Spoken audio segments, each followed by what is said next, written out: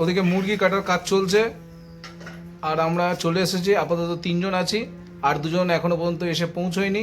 আর ওদিকে তৌসি মুরগি কাটছে। তোমাদের বাড়িতে কারোর মুরগি কাটার প্রয়োজন পড়লে ডাকতে পারো, কল করতে পারো, আমি নাম্বার ডেসক্রিপশন বক্সে দিয়ে দেবো। ঠিক যেখানে আমাদের পিকনিকটা হচ্ছে, সামনে এরকম বাঁশবাগান আর পুকুর, আর এর ঠিক অপোজিটে এই হচ্ছে বাড়ি, আর এর পাশেই রান্নাঘর, আর এই রান্না চলছে। সূক্ষ্ম কাজের নমুনা।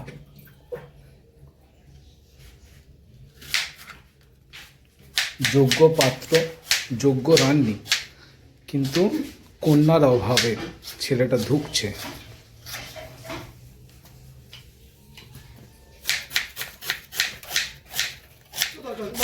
ডালচিনি দিছো? ডালচিনি আছে?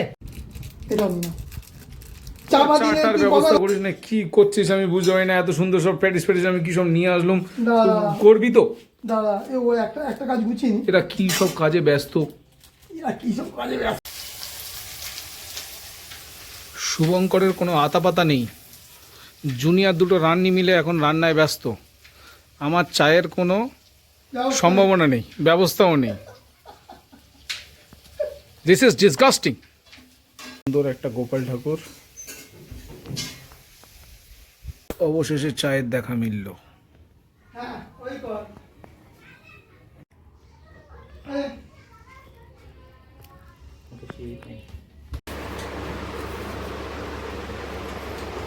ঠিক আছে, আস্তে আস্তে দেখো, পড়ে না যায়। এই দিকে হচ্ছে এই দোষী পরিবেশন করছে, আর সব বডি খুলে বসে খাওয়া দাওয়া চলছে।